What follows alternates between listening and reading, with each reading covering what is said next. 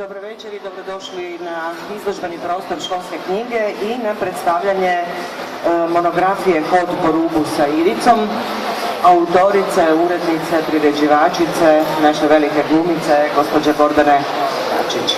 Molim vas, budite ljubazni i pozdravite gospođu Gordanu Gačić. Gordana, dobro večer i dobrodošla. Dobro večer. Planiram ovu promociju već dugo vremena i evo dočekali smo trenutak da zapravo taj sretni trenutak objavljivanja ove velike monografije na kojoj ste radili gotovo 7 godina. Monografija je ugledala svjetlost dana, dobila je sve apsolutno pohvale, fantastične kritike i kolega i književnih i filmskih i kazališnih kritičara. Svi mediji su uz vas i uz Ivicu i čini mi se da se sve skupa nekako lijepo se zatvorila ta priča. Jeste vi zadovoljni sad ovako sa odmakom kad pogledate i medijsku pažnju i samu monografiju? Zadovoljna sam i to je, da kažem, velika satisfakcija iz razloga što sam tako dugo radila i bilo bi zaista tragično da je taj sedmogodišnji rad koji sam uložila u to rezultira nezadovoljstvom. Dakle, učinila sam najviše što sam mogla i ne samo što sam mogla, nego u stvari onaj cilj koji sam sebi postavila sam ostvarila. I danas kad čitam, kad je koji put prelistam, ne gledam je sad baš previše, ali treba mi na neki način i odmak, što više odmaka, ali kad je danas gledam, u stvari bacim pogled na neko poglavlje i nemam potrebu u suštini ništa mijenjati. To je jako dobro. To je sjajno. Hvala vam u ime svih nas koji smo voljeli Ivicu Vidovića i rado ga gledali u kazališnim predstavama i u televiziji, u televizijskim serijalima s kojima smo odrastali, u velikim jugoslavenskim i hrvatskim filmovima. Hvala vam u ime svih nas da ste skupili taj materijal i ovako objavili ga u jednoj izvrsnoj knjizi koju možemo sačuvati i u privatnom sjećanju, ali i u sjećanju jednog naroda, na jednog zbilja velikog glumca. U večerašnjem predstavljanju monografije Ivice Vidovića pomoći će nam dva velika filmska znalca, doktor znanosti Bruno Kragić, dobro večer i dobrodošao Bruno, i doktor znanosti Tomislav Šapić, dobro večer i dobrodošli. Razgovarat ćemo se malo o hrvatskom filmu, o jugoslavenskom i hrvatskom filmu u kojem pamtimo Ivicu Vidovića po mnogim zapaženim ulogama, ali ćemo se razgovarati i o stilovima njegove glume. Ivica Vidović je ostvario, čini mi se, 220 ukupno uloga, tu negdje. Da, tu negdje, popis je na kraju. Popis je na kraju monografije, dakle to je silno značajna velika karijera, a sve je počelo zapravo 53. godine u dječjem kazalištu Titovi pioniri u Splitu. Mornari. Titovi mornari, Titovi pioniri. Tu bi Freud sad svašta imao za reći, dakle Titovi mornari. Dobro se. S obzirom da je Ivica Dalmatinac, to je logično. To je logično, tako je, ispred 53. u Splitu. Dakle, kao dijete je počeo glumiti, pa sve do premijernog ovog filma iz 2012. Dakle, 58 godina je zapravo bio karijere, 58 godina karijere i 220 zapaženih uloga. Ja sam ga recimo kao dijete obožavala kao Cervantesa. Mislim, svi smo ga obožavali, ali recimo ja tu seriju pamtim ne toliko po priči, koliko pamtim po likovima, upravo to, po Krleži, po Cervantesu, mislim, apsolutno savršenstvo, da kako sam odrastala, onda sam ga pamtila i po nekim drugim kazališnim predstavama, po puno hrvatskih filmova, međutim, moja intimnija sjećanja na Ivicu Vidovića je zapravo Cervantes, mislim, treba voljeti sve te stvari, dok se mi razgovaramo, ne kažem da ne smijete gledati u nas, ali ovdje na ekranu se vrte isječci iz mnogih televizijskih serijala, iz mnogih kazališnih predstava i filmova sa ulogama Ivice Vidovića. Nažalost, ne možemo, nismo tako tehnički savršeni da možete i njih slušati nas, pa smo se odlučili da nas malo posluhnete, a nakon promocije možemo se zajedno u neformalnom druženju malo prisjetiti svih ovih predstava, filmova, vjerojatno ste neke i gledali. Dobro, znači Gordana, 7 godina je to sve skupa trajalo. Zašto je trajalo 7 godina? Počelo je iz krajnje intimnih razloga, dakle ja nisam u početku imala namjeru uraditi knjigu, ja sam htjela prikupiti stvari, htjela sam da mi to kao obitelj imamo, da sve ono što je on radio da ostane, da se ne raspe tako. I krenula sam tim putem i onda je vrlo brzo sazrijela u stvari odluka da napravim recimo prvo izložbu kazališnih fotografija i onda sam krenula u stvari s idejom da ću raditi monografiju. S tim što nisam u početku zaista imala nikakvu ideju da će to biti tako dugotrajan put.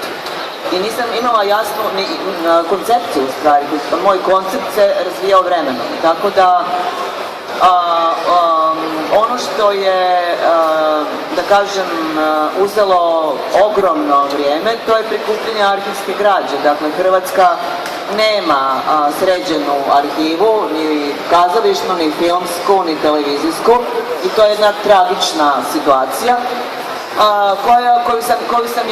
koju sam ja uložila nekoliko godina. Dakle, ja sam Ivićin taj dio spasila, ali ima tu toliko drugih hrvatskih glumaca koji nemaju takvu, da kažem, podršku od strane. Da kako, nema to za njih radi. Da. Tako da, mislim, to je samo jedno ogromno pitanje, jer tu sam najviše u stvari vremena potrošila, prikupljajući. Naravno da je to se trebalo i digitalizirati, arhivirati, sve sam u biti, hoću da kažem da sam u biti kompletan proces odradila sama i za mene niko nije stao u smislu neke institucije. Tako da je to veliki razlog zašto je to tako dugo trajalo.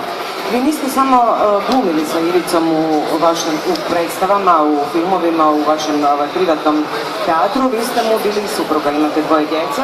Da. Vi ste glumica, on je glumac i sin vam je vrlo uspješan glumac. Sin je napravio ogroman prodor, ko ne zna, dakle on je odigrao Filip Vidović, odigrao je ulogu ciganina u predstavi Ciganin, ali najljepši, ono zaista je onako napravio jednu fascinantnu ulogu u fascinantnoj predstavi, tako da je to bio onako baš prodor na veliko ono. Mi smo se razgovarali o tome baš, ja mislim, na dan premijere ili dan uoči premijere, vi ste bili izvan sebe ste bili. Sjećam se kod danas te izgubljenosti majčinske, no dobro. Htjela sam, mislim, to vas pitam zbog nečeg drugog što će možda mene to zanima silno, nadam se da će zanimati publiku. Dvoje glumaca u jednoj kući pod jednim krovom. Meni su vam glumci, ja obožavam glumce, nikad ne bi mogla živjeti s glumcima jer mislim da su pretašti. Ja sam isto tašta osoba i mislim da samo tašta osobe mogu nešto napraviti. Ali mislim da su glumci od svih umjetnika možda malo najtaštiji. Možda griješim, možda je to samo moja ovako, mislim da griješite. Ja mislim da griješite, ali ono što je vidljivo kod glumaca, njihova je umjetnost vezana za trenutak kazališnih. Tako da je osjetljivost na to da uopće dobiju priliku da se izraze, a onda i na povratni komentar pojačana. Ali što se tiče taštine, ja ne bih mogla biti sa osobom koja ima veliki ego, ja ne bih mogla, jednostavno ta situacija mi je krajnje neprivlačna kao za partnera. Kao osoba koja nema veliki, koja nije imala veliki. Dakle, to je bio veliki dobitak u mom životu, da sam ga srela i da smo kao umjetnici mogli onoliko koliko smo mogli, shodno vremenu i uvjetima koji su se pred nas postavili, da smo to odživjeli na jedan lijep način. Tako da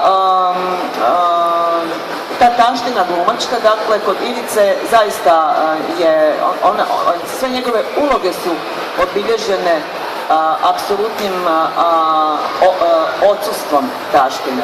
Dakle, to ne znači da on nije bio ambiciozan, to ne znači da on nije bio jako vrijedan, to ne znači da se nije strahovito ozbiljno bavio svojim ulogama, ali da je ta taština krajnje mu je bila nezanimljiva i u stvari on je bježao u tim nekim osobnim druženjima od ljudi iz struke.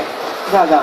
Više se povlači u sebe i zapravo proučavanje uloga i... Da, imao neki svoj neki polusvijet koji je volio, od kojih je i crpio u stvari građu za svoje uloge. I vjerojatno i životnu nekakvu energiju i modele koje mogu primjenjivati u svim tim likovima koje je... On je bio jako pažljiv promatrač ljudi. Da. Zapravo je najveća mudrost promatrati i slušati druge ljude. Onda ne govoriti, tražiti da me se gleda, i govoriti, nego baš onako slušati, zapravo i promatrati i iz toga se može silno puno toga naučiti. On je kao partner, ja mislim nema glumca s kojim je on igrao. To sam htjela pitati kakav je bio kao partner na sceni. S kojim je on igrao, koji o njemu neće reći sve najljepše, jer je on toliko toga davao. Tako da bio je apsolutno nesebičan. Ajme sad objasnite, ja to nikad ne znam, slušam u mnogim intervjuima kad govore glumci, on je fantastičan partner. Što znači biti dobar partner? Što to znači? To znači da naravno ti imaš svoj prostor i koncept koji ti želiš odigrati i s time se baviš da to postigneš. Ali daš uvijek, jer u tom partnerstvu se događa scena. Ti sam po sebi ti to možeš super da napraviš, ali ako nema tog povratne energije, u stvari nikada neće biti tog pravog osjećaja. Ona kemija koja vlada između glumaca. Pa i to. Naravno da i Ivica nije imao kemiju sa svim partnerima, ali je bio izuzetno fair igrač, to hoću da kažem. Gdje vam je Ivica draži, kao kazališni, televizijski ili filmski glumac? Ja ne mogu da napravim tu razliku, zato što ne. Ivica inače bi, pošto su ga to naravno pitali puno puta, on bi uvijek rekao da je kazalište nešto mjesto gdje se on najdublje ima i vremena. Znači, tu su probe, preispitivanja, greške, popravljanja i to mu je bilo na neki način najbrži proces. Ali ja osobno, Ivica ima tako dobrih filmskih uloga, tako dobrih ima televizijskih uloga i naravno kazališnih, tako da ja uopće tu ne mogu da napravim razliku, da kažem da je on, ne znam, da je on najbolje uloge napravio u kazalištu. Ja čak nisam ne samo kao najbolje, nego šta je vama, po čem da vi sada morate izabrati 3 uloge od 220 ili 30 ili već koliko je, što biste izabrali? Ne može vam biti najdražih 230. Ne pitam vas to profesionalno. Sigurno je on i u Titovim ornarima dobro glumio i glumio je i u ovim Četveroredu i on je odličan glumac, to je bez daljnjega. Koja je vama uloga najdraža? Pa ne mogu, ja stvarno, od tih, ja bih to morala sada na brojim bar 20. Pa dajte barem 2. Pa ne morate 20, dajte barem 2. Pa ja ću onda da uzem one za koje vi niste čuli, jer je toliko malo igrao, odnosno, eto, imale su takvu sudbinu da su se, recimo, kazalište malo odigrale. Recimo, Trg heroja, to je jedna veličanstvena njegova uloga koja je odigrana 20 puta, često u Gaveli, često sa desetkovanim gledalištem, znači ne znam koliko je uopće ljudi to vidjelo. A kada je to bilo? Ali to mi je bilo 2004. Znači ne tako davno. Da. Ali eto, predstava imala prosto lošu sudbinu, to nije bilo suđeno. Međutim, to je zaista njegova ogromna uloga, veličanstvena uloga, ali eto, na primjer. A sad, da sad spominjemo, ne znam, meni. Ja sam u suštini intimno se vezala za Ivicu puno prije nego što smo mi bili u vezi. A to je bio trenutak kad sam pogledala film Zaseda. Gledala sam ga u Beogradu, dakle, mislim, 15 godina, pošto je napravljen, jer je on bio na neki način bunkeriran, na neki način, nezvanično, ali stvari niste mogao vidjeti. Dakle, kad sam pogledala taj film, on je mene zaista, on više nije izašao iz mog unutarnjeg prostora. Dogodio se klik. Ali ne kao Ivica, kao muškarac, nego uopće kao biće. Kao biće. 15 godina, već koliko je bilo kasnije, kad sam ja, ne znam već koliko je bilo kasnije, kad smo se mi upoznali, nekako eto, onda se dogodila i taj druga priča, ne. Recimo, dakle, taj film je iznimno drag, ta njegova uloga, dakle, božanstven mi je u ovim istorijnim organizama. Ja volim ovaj što je malo prije bio, isto malo poznat ljudima, Idu dani. Tu je on pokazao nevjerojatno, ono što je u kazalištu često imao, spretnost s tijelom i tu gestikulaciju koja je ono na najvišem nivou koji je mogao jedan Tati recimo da ima na svjetskoj razini i ovako nešto. Zatim, od što se filma tiče Ritam zločina iz ove novije faze, Kužiš stari moj svakako je jedna velika uloga, ona ogromna uloga i tako. Glistu je on glumio u Kužiš stari moj, tako? Da. A u kazalištu naravno on je obilježio teatar ITD, njega je, iako je proveo 30 godina u Gaveli, ta priča nije bila najsretnija, dakle on je kao glumac ostaće njegova karijera je obilježena teatrom ITD. U onom periodu kada je teatar ITD bio najveća i kulturna i društvena priča. I velika kazališna scena. Velika.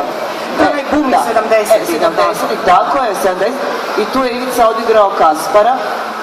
I to se puno citira. To se jako puno citira, tome je jako puno pažnje posvećeno u knjizi i u monografiji, da.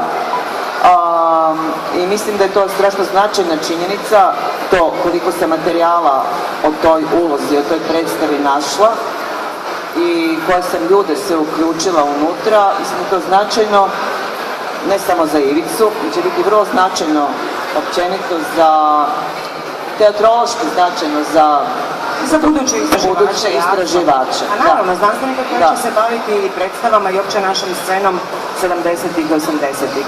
Ja uvijek nekako mislim, valjda zato što puno gledam ovih američkih filmova, da glumci snimaju svoje predstave i onda doma gledaju i ne samo da bi sebe gledali, nego da bi vidjeli možda gdje su nekakve slabe točke, slabe rečenice, slabi pokreti koji su veličanstveni, ali možda mogu biti malo i veličanstveniji.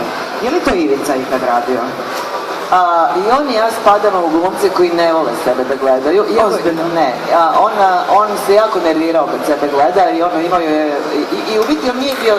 On nije, kako da kažem, nije bio od onih glumaca koji bi rekao, jao, divan sam ovdje. Ne, on je uvijek imao gomilu tu u sebi primjedbi ovoga. Zato da Robert Redford nikad nije pogledao ni jedan svoj film.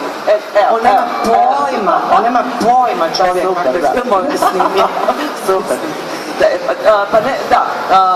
On je, mada, moram da kažem, s druge strane, imao je jednu, to je paradoks, Ivica je sakupljao, on je bio veliki sakupljač, što je meni pomoglo strašno kad sam radila ovaj film. Ipak je nešto imao od kritika i tako. On je bio jako precizan sakupljač, on nije imao baš dar za arhiviranje svega toga, ali on to sve skupljao. Tako da, i da nije bilo tih njegovih selidbi, rastava i to, on bi sve to imao. Ali negdje je to ipak nešto i odnio. Ali ono što je ostalo zaista je bilo onako nevjerojatno, to je sve bilo izrazeno, kritike su bile tu, tako da je to bila velika podrška. Recite mi, da li je čuvao i negativne kritike ili one mlake, recimo? Apsolutno je čuvao sve. Sve je čuvao, da. Baš sa velikim mazohizmom. Da. A bez tog hrvatskog mazohizma nema ničega. Baš je bio mazohist u tom smislu. I moram da kažem da Ivica, za razliku recimo od Pere Krgića, kome se u cijeloj biografiji mogu naći možda 1,5 negativna kritika, Ivica ih je imao gomilu. A, ozbiljno? Da, gomilu. A šta su mu zamjerili? Svašta nešto. I ja se toga isto nisam libila da, kako da kažem, da to bude također dio priče. Se zaista strahovito trudila da, bez obzira na moju emocionalnu upletenost, da knjiga bude istinita. Ona je nevjerojatno precizna. Ja ne znam, vjerujem vam kad kažete da je istinita, da niste neku beskrajno lošu kritiku spalili da ju nikad više nitko ne vidi, što nije ni važno, zapravo upravo i da jeste. Upravo i da jeste, a niste. Mislim, što ima veze, ako se i to dogodilo. da je to zapravo dokumentirana tako precizno jedna karijera, jedan život, da ste stvarno jedan mali svemir u toj monografiji. Pa je, ja mislim baš da... jedan mali svemir. Da. Međutim, taj svemir, iako je glavni heroj, da kako Ivica Vidović, čini mi se da u toj knjizi su heroji i mnogi drugi ljudi. Da ste nesebično podijelili prostor, najviše teksta ste napisali vi o Ivici Vidoviću, da ste pozvali na suradnju zapravo brojne kolege da pišu o Ivici, da mu niste, čini mi se da im čak niste previše ni diktirali put iz kojeg trebaju gledati, pisati, motriti. Možda ste imali neku generalnu ideju što želite da oni pokriju, ali kako je to sve išlo sa izborom suradnika Gordana? Da. Pa i to je bilo je tu lutanja. Bilo je tu dosta lutanja i to isto uzelo određeno vrijeme. Suradnike, ali sam imala u suštini na kraju, kad se sve sad podvuče, u suštini sam imala veliku sreću. Dakle, shvatila sam da neke stvari, mislim, nemam dovoljno uvida, ne mogu to sama napraviti, apsolutno, a konačno i ne treba. Da je jako dobro da se ono osvijetli upravo iz raznih očiju, znači i zato sam, birala sam kompetentne ljude, recimo ako je sam, ne znam, i teatar i TD, izabrala sam, dakle, Borisa Senkera i ljudi su mi zaista izlazili u susret, nesebično. Dakle, ako je recimo Hrvoje Ivanković mogao je pokriti puno toga od Ivice, ali odlučili smo se da uzme Gavelu. I tako, ne znam... Dakle, prvi ljudi koji su mogli zbilja kompetentno govoriti i pisati o Ivici, o njegovim predstavama i kazališnim i filmskim ulogama, da to ne ostane nekako zaboravljeno, da to bude jedan pogled I love you, dakle, sa distance, ipak je prošlo neko vrijeme, Opus se zaokružio, je li tako, zatvorio? Da, ali mislim da su i oni bili vrlo, kako da kažem, na neki način naravno skloni Ivici i postoji... I privatno, tako, ali su vrlo realno sagledali temu o Ivicu u temi kojom su se bavili. Znači, nisu to uopće sve samo hvalospjevi. To je velika vrijednost ove knjige, jer on u stvari pokazuje jednog čovjeka, onakav kakav on je. I bilo bi nemoguće da je odstvario 220 fantastičnih uloga. Pa evo ja vam kažem za Peru Kvrgića, ima i njegova monografija. On je imao sve savršeno. On je imao možda 1,5, ali stvarno negativnu kritiku, to je jedno čudo isto. Ali ne zato što su ljudi to tajili, nego je tako bilo. Dobro, on je njelaca ima. Dobro, meni se sviđa... Moram reći da Pero Kvrgić nema filmsku karijeru, nema televizijsku, tako da eto. Ok, recite mi se fotografijama, da kako da je monografija podkrepljena fotografijama iz predstava, iz filmova, iz kazališnih predstava, to je sigurno bila muka sve nabaviti, arhivirati, skenirati, napisati sve podatke, pronaći sve podatke. Nažalost, tu memoriju pamćenja nikako da se naučimo na to, da sve ko Englezi moramo zapisati, složiti, staviti datum, staviti u nekakvu ladicu i čuvati za one koji će doći. To je, ne znam, to je meni apsolutno neobjašnjivo i nevjerojatno. Ja vodim jedno malo neovisno kazalište već 20 godina. Mi smo jako mali tim, ali mi sve imamo arhivirano. Ja to ne razumijem. Ne znam, prije jedno 15 godina ili koliko, možda čak i 20, došao je novi ravnatelj u Gavelu, on je uzeo i sve fotografije iz bivšeg onog što mu je bilo, nisu znali šta će s tim, pobacali su to ispred Gavela i onda su ljudi, glumci, išli skupljali, tražili, daj vidi ovo, mislim, to je nevjerojatno. Tako da recimo ja kad sam išla u Gavelu da uzem odličnim predstavama, to isto bilo što se kaže, žalostno. Rasvuti teret. I to je divna stvar da ste spasili. Da ste spasili, da je to završilo u jednoj knjizi, da sada imamo za kuće. Hoćete vi sad malo predahnut pa da ja upitam, pa ćemo nas dvije nastaviti kako u ovom tonu, je li vama dosadno s nama? Hvala vam. Možete nas nagraditi onda jednim pljeskom. Gotovo moju sugovornicu gospođu Gordanu Gajdić. O Ivici Vidoviću koji je imao velike uloge, male uloge, uskakaju u neke uloge, se govori da je zapravo tihi samozatajni glumac. Ja bih voljela pitati profesora Brunu Krakića koja je to škola, postoji li nekakve kategorije u stilovi glume, škole glume. Ja znam da je Marlon Brando išao u vrlo važne škole da bi mogao odigrati sve te svoje maestralne uloge. Kako su se zapravo hrvatski glumci generacije Ivice Vidovića odgajali, na čemu su se odgajali, gdje biste vi njega, Bruno, mogli svrstati? U koji tip glumca? Ivica Vidović je bio jedan od onih glumaca, u tome smislu glumac koji je u samome vrhu, prije svega filmske glume, o kazališnoj znam puno manje pa mogu manje govoriti, ali nesumnjivo i kazališne, koji je uvijek ostavljao onaj dojam da gledatelj nikad ne zna je li takav, ali je bitno da ga glumac ostavlja, a to je od jedan neizmjerne lakoće tumačenja lika kojeg tumači, gotovo nehajnosti, a s druge strane tolike srodnosti s likom kojeg tumači, da su se onda događali činjenice koje glumca mogu nervirati. I njega su vjerojatno, ili kako sam čitao, zaista nekad i nervirale. I logično je da su ga nervirale, ali je s druge strane i najveći kompliment koji se glumcu može dogoditi kada gledatelj glumca potpuno zamijeni za lik kojeg glumac otjelovljuje ili utjelovljuje. Ivici Vidoviću se to u njegovoj karijeri nije dogodilo jedno, nego ni dva puta, nego niz puta. I to je dokaz njegove glumačke veličine. Ja sam ga prvi put gledao, da dam malo jednu osobnu notu, ranih 80, ako sam nešto mlađi od naše urednice, ali nećemo ući u te opasne prostore, pa ga nisam gledao u jednoj njegovoj, možda njegovoj najikoničkijoj toj televizijskoj ulozi, koju ćemo se ipak vratiti kratko u našem malom mistu, nego sam ga gledao u dvijema ulogama iz ranih 80-ih također televizijskih, u Velome mistu i u Inspektoru Vi. Ulogama koje su nastale otprilike isto kad je počela i njegova briljantna suradnja s još jednim samozatajnim filmskim umjetnikom, a riječ je o Zoranu Tadiću, u filmu Ritam zločina.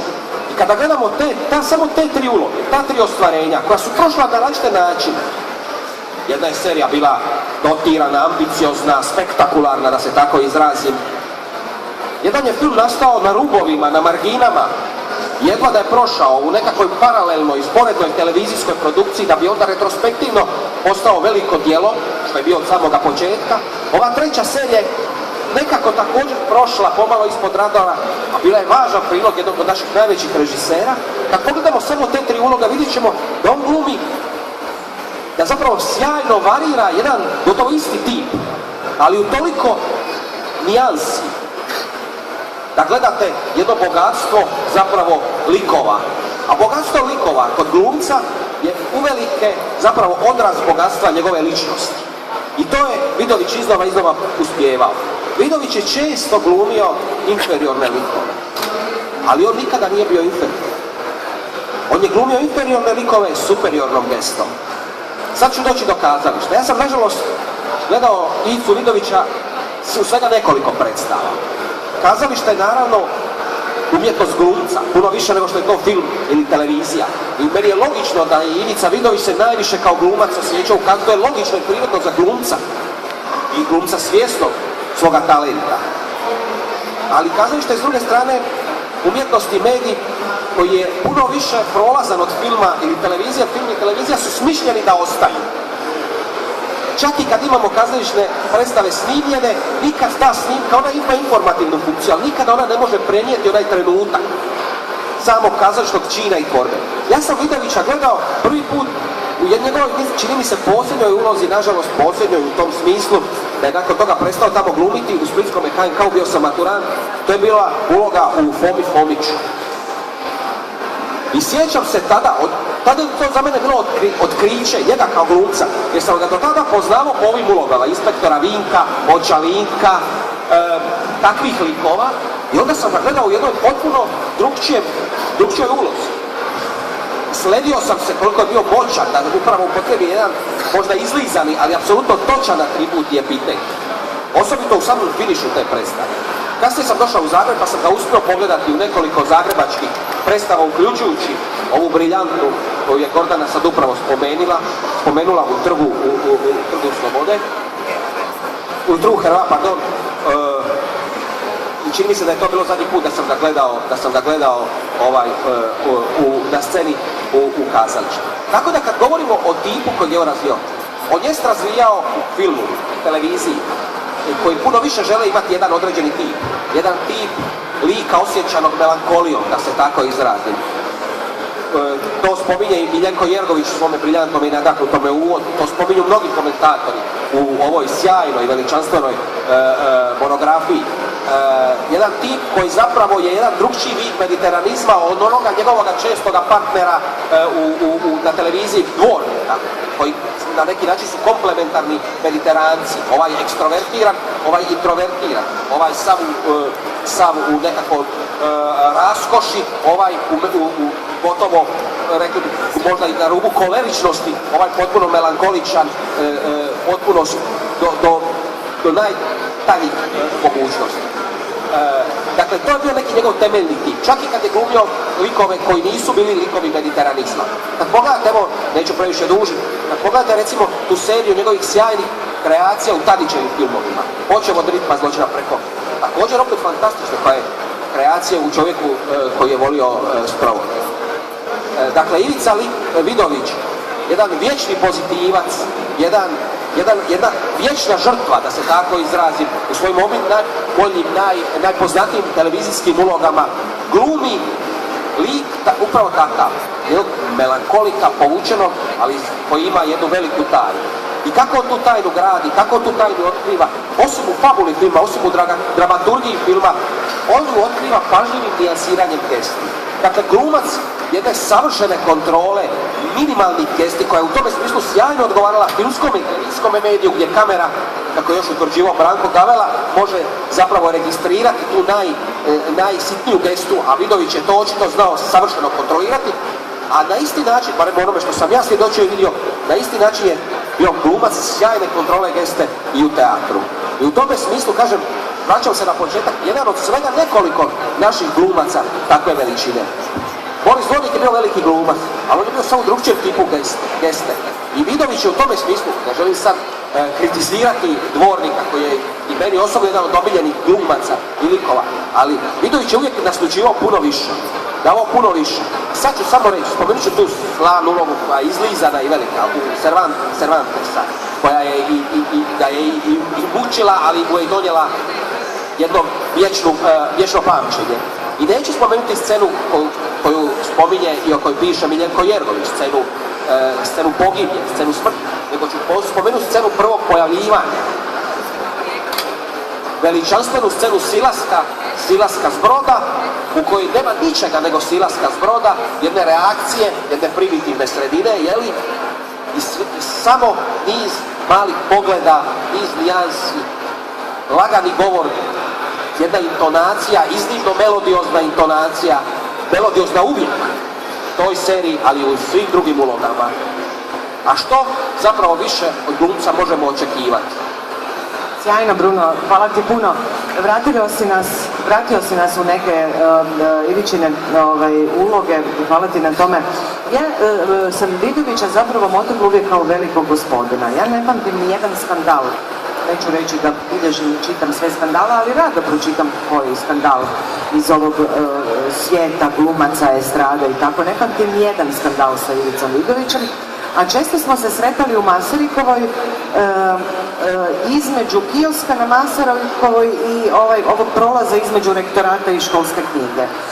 Mi se nikad nismo osobno upoznali, međutim ja bi imala potrebu, možda ujutro sretnem Vidovića pa vjerojatno ide u Gavelu, jel? Moram čovjeku reći dobro jutro, ne mogu sad proći, tako je, mislim jer ga znam zapravo, znam ga oduvijek. Bila dijete. Ja bi njemu svaki put kad bi ga srela, dobro jutro. I onda mi rekao, dobro jutro, kako ste? Ja sam rekla, izvrsno, od sada izvrsno. I vrlo često smo se tako mi pozdravljali, nikad se ja njemu nisam predstavila, niti on mene pita tko ste vi, luda ženo, koja me pozdravljate već godinama i tako. Evo ga. To je bio Ivica Vidović, da, upravo to jedan fini gospodin sa tim sitnim znacima, sa tim sitnim gestama koje nas je znao sve trikovat zapravo da ga gledamo i da uživamo u toj interpretaciji. Čak i kad Bruno govori o toj mediteranskom liku, uvijek je bio gospodin zapravo kontinenta, uvijek je to bilo jako ovako sa distancom i sa pažnjom zapravo prokomentirano. Je li se nekada ljutio doma na ove normalne kućne stvari, niste iznijeli smeće, niko nije kupio kruh i to? Bilo je svega. Uvijek, mislim, svaki odnos ima naravno i svoje tamnije strane, ali on je, mislim, ljudi ne mogu imati tu percepciju koju imate, ona je točna, on je jednostavno jedan mekan i dobar čovjek, on je... I fali vam, fali nam svima. Tomislav Šakić je s nama također večeras. Tomislav, vi ste pregledali, vjerojatno odgledali kompletan hrvatski film, jugoslovenski film. Koja vam je uloga najdraža Vidovićeva u filmu? Koji vam je najdraži film Vidovića, ako je tako lakše? Pa ja sam nažalost, možda na sreću, možda nažalost iz dosta mlađih generacija i ušao sam u svijet odraslih koji idu u kazalište i u onom momentu kada je nažalost bilo prekasno da vidim Ivicu Vidovića na pozornici. I ovo što je rečeno već više puta, kazalište, glumac i kazalištarci preferiraju kazalište zato što emocija živi u tom trenutku, ali kad prođe generacije ostaje samo ono što je zabilježila filmska kamera ili fotografska kamera. Tako da sam ja sam iz generacija za koje Ivica Vidović bio prvenstveno, ako nije bio Cervantes, bio je Ivica Smitma zločina i bio je, to su bile 90-te, 2000-te, dakle nije tu baš bilo ni puno za sebe, bila jednako nedostupna kao i ranije. Danas, iz današnje perspektive bih rekao da bih ja se ipak odlučio za Ivicu Vidovića u Izbavitelju, ali kao glumca i lik, ne film kao cijelinu, ali vjerojatno zasada Živojina Pavlovića i naravno Makavejev Misterije organizma, WR Misterije organizma, ali to je zato što mi ovdje svi zaboravljamo da se Ivica Vidović pojavio u dvije glavne muške uloge u možda dva najvažnija filma u povijesti Jugoslavije i kada sve ode nizbrdo, kad sve izgori u svemiru, ako će se išta pamtiti iz kinematografije Jugoslavije, pamtit će se ta dva filma. I to je ozbiljna stvar. Dakle, mi govorimo, ista stvar je sa nedavno preminulom Milenom Dravić, dakle, prenosio se ikonički kadar nje Ivice Vidovića diljem svijeta, u zvijezde preminula jedna od vodećih glumica bivše Jugoslavije i Srbije, današnje Srbije. Dakle, to su, a kad se uzme da je za nas ovdje, koji malo više poznajemo kontekst, Makavejev nešto za izvoz, kao što je Kurosawa bio Japanu nešto za izvoz, a kao što Japan više razumije Ozua, tako je ovoj sredini ipak Živojin Pavlović možda bio, dakle bivše Jugoslavije, njegovi filmovi, njegov svjetonazor i pogotovo Zasada kao film koji je uz 3 recimo do kraja prikazao što je stvarno bio Drugi svjetski rat. Tako da to je te dvije njegove uloge i pogotovo Zasada su nešto što će, kada sve umre, kada ostane samo filmski zapis, to će preživjeti. A na to za hrvatski kontekst naravno dodajemo, onda mi ovdje u Hrvatskoj dodajemo prije svega ritam zločina, a naravno da je sa nekih glumačkih ili filmovskih ili filmoloških ili kritičarskih stavova definitivno način na koji on gradi, ovo što je Bruno govorio, način na koji gradi ulogu u čovjeku koji je volio sprovode, koji je možda u njegovoj karijeri baš film za njega. I ja bih rekao da recimo Ritam zločina on ipak dijeli sa Ševagovićem u tom svijetu, a on je čovjek i on je volio sprovode. To je film koji je po njegovoj mjeri skrojen, ja bih rekao. Ako sam... Hvala puno, hvala puno. Monografija izgleda sjajno, možemo zahvaliti akademskoj slikarici Dubravki Rakoci koja je radila dizajn i prijelom monografije. Točno toliko koliko ste vi bili precizni, koliko je Ivica bio možda precizan ili maran u skupljanju podataka, a vi precizni u arhiviranju i slaganju. Tako je i Dubravka Rakoc je bila vrlo precizna u komponiranju teksta i brojnih fotografija, brojnih preslika, plakata, isječaka iz filmova, iz predstava, tako da možete zbilja uroniti u to vrijeme od dakle, ovih ranih 50-ih, preko buma 70-ih, Gavele, Teatre ITD-a, Dubrovačkih ljetnih igara, šta sam sve zaboravila, Hrvatskog narodnog kazališta u Splitu, ko bi to sve nabrojao. I našeg teatra Rugantino. Do teatra, da kako Rugantino, sa mnogo podataka, mnogo fotografija i vidi se ta jedna raskoš jednog života, tako. Čak ne mogu reći nijedne karijere, jer mi je to nekako malo, nego to je baš onako cijeli život. Da, i njegov život, i vidi se u pozadini, se jasno ispisuje to i ja vidim, a to vide i svi koji su knjigu pogledali, listali, pročitali, vidi se zaista odraz vremena u kome su se ti dijelovi njegove karijere događali. Što je velika stvar i se to zaista strahovito jasno vidi i zrcali se, naravno, kroz njegovu umjetničku karijeru, ali i općenito. Znači tu se vidi vidi se i tematski šta se događalo, općenito se vidi taj kontekst u kome je on živio i radio svoje uloge. Međutim, ono što je meni posebno zanimljivo, na samom kraju knjige ste napravili popis od početka, od 53. popis njegovih uloga. I to je divna stvar kad vi gledate od 50-ih pa sve do 2011. kada je Ivica otišao u vječnost, odnosno 12. kad se prikazuje njegov zadnji film, je popis predstava, odnosno popis komada šta je nas zanimalo od 50-ih do 10. godina 20. stoljeća. Točno vidite kako se kazalište razvijalo, koje su nas teme zanimale na televiziji, u teatru, na filmu. Koji je bio duh vremena. Koji je bio duh vremena. Ko su bili glavni protagonisti tog vremena. I onda vi vidite koliki je to pad, koji se pad dogodio recimo od tog ITD-a, koje ste vi imali autore tada, redatelji tada, šta se igralo u tom, koji je to glumački svijet bio, općenito što je bio taj teatar, to je zaista nešto onako da vam pamet stane, ne možete prežaliti da ja nisam tada bila tu i da to nisam mogla vidjeti. Meni je to bilo izuzetno uzbudljivo putovanje, pronaći i spoznati u stvari recimo taj ITD-ovski period koji je kad sve prođe što se tiče njegove, kažem, kazališne karijere, to ostaje. I ostaje monografija. Ostaje monografija. Vas ću zamoliti, budući da mi privodimo naš razgovor i naše predstavljanje kraju, svi koji želite kupiti monografiju, gospođa Gordana Gađić će ju rado potpisati. Ako želite imati primjerak za sebe, možemo se nastaviti družiti u jednom neformalnom okruženju.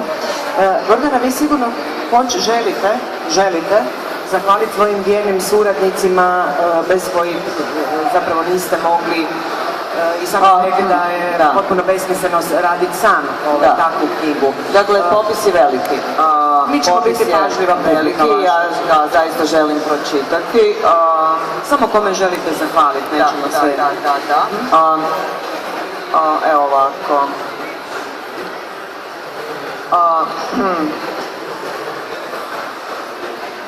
Dakle, u uredničkom i koautorskom smislu knjigu potpisujem ja.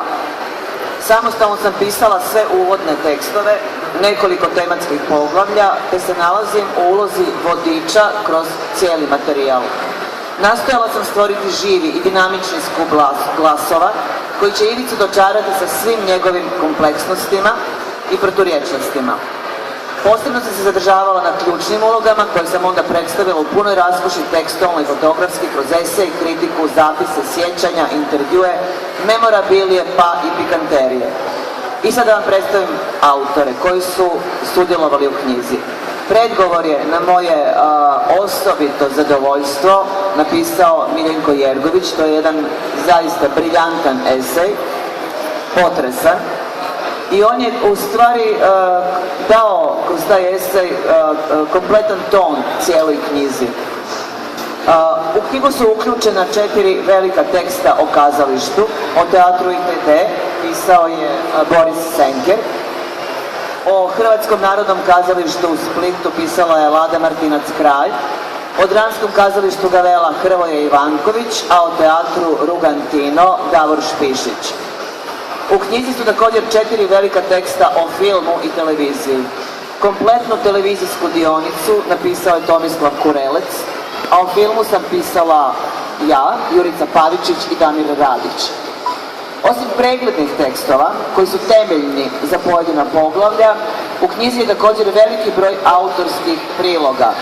Pa su tu onda Tonko Marojević, Vjeran Zupa, Georgi Paro, Jurica Pavičić, Branko Ivanda, Rado Šerbeđija, Dubravko Jelačić-Bužinski, Ivica Ivanišević, Branko Baletić, Ahmed Burić, Boban Skerlić, Joško Božanić, Dubravko Mihanović, zatim teatroloških studija Nataša Govedić, intervjua Vladimir Gerić, Joško Juvančić, Miroslav Međimorec, Milan Kundera, David Samoraj, zatim pisama Bogdan Žižić, zapisa, ogleda, sjećanja Božidar Violić, Fabijan Šovagović, Milena Dravić, Boba Đuderija, Dubravka Miletić, Vlasta Knezović, Jelena Miholjević, eseja, Veselko Tenžera, Želimir Falaut, kritičkih osvrta, kojih ima zaista puno, ali onih možda koji su najviše zastupljeni su Marija Grgičević i Dražen Vukov-Colić i još mnogi drugi.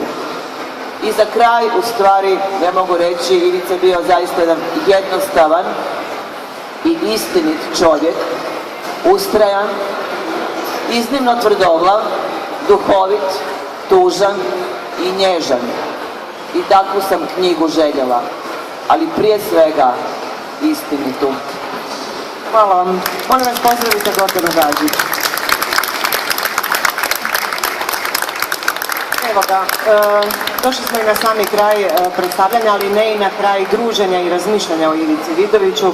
Dakako, gledajte njegove filmove, pogledajte monografiju, budite svjedoci jednog vremena. Ponosni smo da ga možemo zvati svojim suvremenikom. Ulazi sada u naše trajno sjećanje, zahvaljujući vama, vašem malu i vašoj ekipi. Ja sam presretna da je dakle Ministarstvo kulture kupilo knjigu, da će se ona naći u knjižnicama. Da će se ona naći u knjižnicama diljem Hrvatske, da je Hrvatski državni arhiv uzeo također knjigu. Tako da je ona sada jednostavno ušla u sve pore institucija i bit će pristupačna i ljudima koji je ne budu kupili. Koji ne mogu kupiti. Da, jako zbog toga sretna. Krug se lijepo zatvorio. Hvala vam, Gordana, na svemu što ste napravili za Ivicu Vidovića. Dakako, zahvaljujem Bruni i zahvaljujem Tomislavu, mojim kolegama koji su vam pokušali dočarati dakako svoja sjećanja na Ivicu Vidovića i naravno i hvala vama, pretpostavljam da sjedite ovdje zato što Ivicu Vidovića pamtite po nečemu dobro. Sad možemo još malo uživati u ovom filmu, možemo pustiti i ton. Filmu sastavljenom od isječaka iz njegovih kazališnih predstava, filmova i ima nešto fotografija dakako iz monografije. Hvala vam.